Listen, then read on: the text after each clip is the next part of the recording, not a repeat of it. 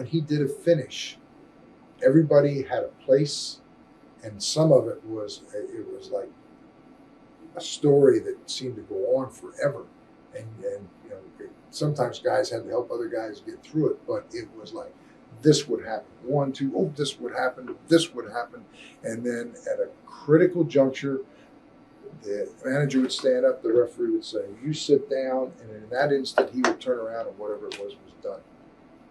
That is wrestling as an art form at its absolute best. And Eddie, there's been no one that I've ever met. Dusty, Bill Watts, myself, Kevin Sullivan, we're all students of Eddie Graham. And I think, some of us absorb more than others. And sometimes guys go in and forget where the roots came from.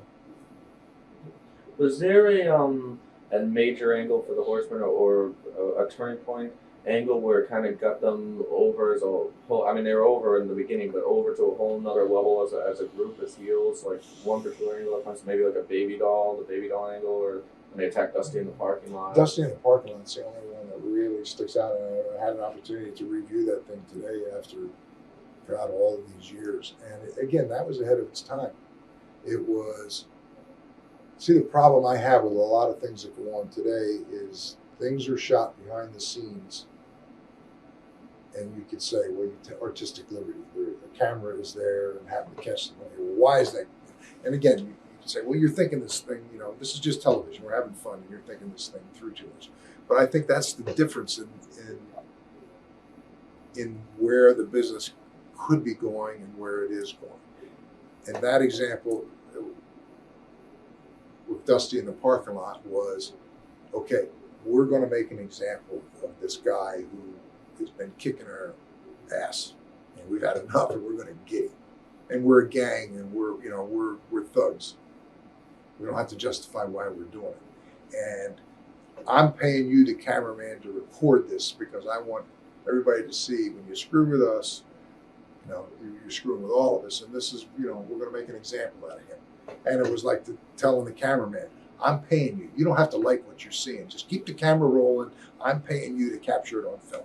Now there's a reason why that guy is there, why he's capturing it, why the camera went like this for him when he got out of the car. Because it was one guy with a camera, and then the story was told. And there was people who called in and said we should have been arrested for assault. What we did was criminal. It had that kind of impact. And it was very simple. Another one that I did was, and again, there's a thin line sometimes between heat, disgust, comedy. There was one that I did where I was going to go out to their ranch in Dade City and confront Dusty about something. And Dusty and Blackjack Mulligan would ride horseback, and they would have the dusters, and and so again, I hired the cameraman, the same thing. And we were going out there to try and find it. He's in the back seat, and he's shooting me. All of those one camera shoot with a guy named Wayne Daniels. And then he would do a second thing to put it together, but it didn't look like a slick pre-produced piece. And I remember we went out there, and I get out, I'm looking for Dusty Rhodes, and boy, here they come running up the thing, and I'm going to give them a piece of my mind, but before I can get the first word out, out comes the gun, the shot in the air, and all of a sudden it's the reality of, my God, what have I done?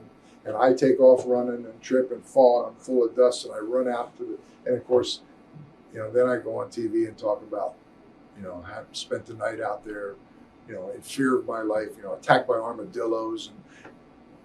But it was always one eyebrow up, but presented in a dead serious tone. Now you could laugh that I've made a buffoon of myself, but I never let you in on the fact that I was laughing too. And to me, that's the difference, and that's what makes it successful. Professional wrestling is an art form unlike no other. It allows someone to temporarily suspend disbelief. And by that I mean kids get wrapped up in it wrestling is real. Wow, they see it, because they see superheroes on TV, Spider-Man or whatever, Superman. You go out to personal appearance and there's costume looks great for Spider-Man, but he don't go like this and stick on something and swing between buildings. It's a special effect from the movies. But wrestlers were people who did real things in a ring that were larger than life characters. And that's what I think gave wrestlers such an appeal that people could see. Now, a lot of times parents are closet fans, and they wouldn't want to admit that they were wrestling fans because it's lowbrow. I watch it because my kid had it on, or I go, but if I wasn't taking my kid, I don't think I would go. But the temporary suspension of disbelief is the art form to its finest degree when a parent takes a kid and the parent has a preconceived idea. Hey, I know what this is all about. And then he sits there and if something is portrayed so well and he gets wrapped up in the emotion, that all of a sudden he's jumping up and down, he's mad, he's angry, whatever that emotion is. Now, at the end of the night, he goes home, he gets back in his car, he lays in bed. Now, does he now think differently? No, probably not. But for that time, if you do your job well, for that time that he was there, he got wrapped up emotionally in what you were doing because you did it that well. That is wrestling at its truest art form. And that's why taking cameras backstage, I don't like that. I don't like to see a wrestler with a roll-up bag getting out of a cab or out of a limo or anything and pulling up behind the arena. To me, there's a mystique to what goes on behind there, that there's more intrigue to it and more mystique if your imagination wonders, do these guys all drive Mercedes? I don't know. Why show them? Why tell them anything? Why have cameras back there? To me, and I know Tough Enough has been probably a successful show, and Vince is running the business and he wants to expand and find new ways to take the product and tell it. But to have people feel that they can apply and go through a screening process and be trained and learn how to fall and do this. In the beginning, yes, it's going to be wow. It's like but then after they do it, it's like the price that you've paid for it is now that I think they respect you less. Because a lot of times it's like with magic. I was fascinated by magic, always loved magic. And when the magic shows Fox presented, how it was done, I would watch. And in most cases, the answer is very simple. Sometimes so simple that it's like, that's how they did it? And then all of a sudden it's like, you don't respect what they did. And the mystique is gone because the answer was so simple. So now you lose respect for it. And I think wrestling is the same way. Do you think that after all the fans have seen now, it pretty much be impossible to get that mystique back? I think it's going to go full circle at some point. I think it's just like with boxing. How much expose has there been of boxing where they talk about Don King being corrupt and owning this one and owning that one? You get two guys who are good fighters, who the public, through whatever the means, like Lennox Lewis this last time, where they feel that there's an ill will between the two, and they're going to see a fight. In spite of all of that expose, will draw extremely well because people, if they think it's a real fight, they will pay to see it. And it's like when I was a kid, Bruno was the champion. And I can't count how many times people would say, I know it's all fake, but when Bruno fights for the title, that's real. And there was people who felt that. And I think you can go full circle back. A great story, I have so many great stories that I remember out of Amarillo. And there we had to, like I said, we had small population centers. And you couldn't afford to do something to lose fans because you didn't have that many to draw from in the first place. And there's only so many people that are going to get in their car and buy a ticket to watch a wrestling match. San Angelo, Texas, there was a newspaper writer who did a column that knocked wrestling. Said, anybody that watches it, you're fools, you're idiots, they're nothing but this, whatever. Terry Funk called the guy to task. The guy that wrote the sports writer that wrote the story. My father this, my credibility, he says, I challenge you to come down and referee a professional wrestling match. And he said, then, when it's over, you can write what you want.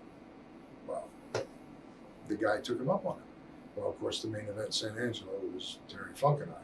And Terry told me ahead of time, he said, can't talk, can't say anything. We're going to have to play, we're going to have to be snugger than we normally would. And he said, and this is the deal. So I wrestled Terry Funk, and it's like dancing. Two guys that have been around a long time. You don't have to talk, and you can have somebody with a wrist and give it, and or just give them. There's subtle ways without him standing right there in front of me. Would have no idea what was going on. But we had a knockdown, drag out match. Both of us bled, and it was like I'd get in the guy's face and say, I don't know if you like me or not. I don't know what you said, and I respect you because you're a referee. I won't lay my hands on you, but don't lay your hands on me either. And if his shoulders are down, I expect you to count 3. I don't want to hear any bullshit. And if mine are down and you count them, I'm not going to have a problem with you either. And this guy was like, well, long story short, the guy wrote an article after the match that was unbelievable in terms of, I was wrong. I was there. I was on top of them. I saw, I heard, I felt. And it's San Angelo, Texas. Maybe 10 extra people might have come the next week that wouldn't have the week before, but we did lose 10 people because this guy was a respected sports writer who said that's all a bunch of bullshit. I was in the ring, and it's fun and games. It's not what you think it is. I think we can get back to that. I think it's the only way wrestling will survive. If you have, and the other thing, everybody says, well, this is the new millennium. You don't have to have characters that are so defined. Vince did a lot with the people that were in the gray area, and not to pick out Scott Steiner. Scott comes to mind because Scott, if you were going to pick if you were going to clone a heel, you look at Scott Steiner and say, my God, look at the arms on him, the build, the look, the blonde hair. If you're going to have a heel, he's a heel. Watch thousands of exclusive shoot interviews right now on TitleMatchNetwork.com.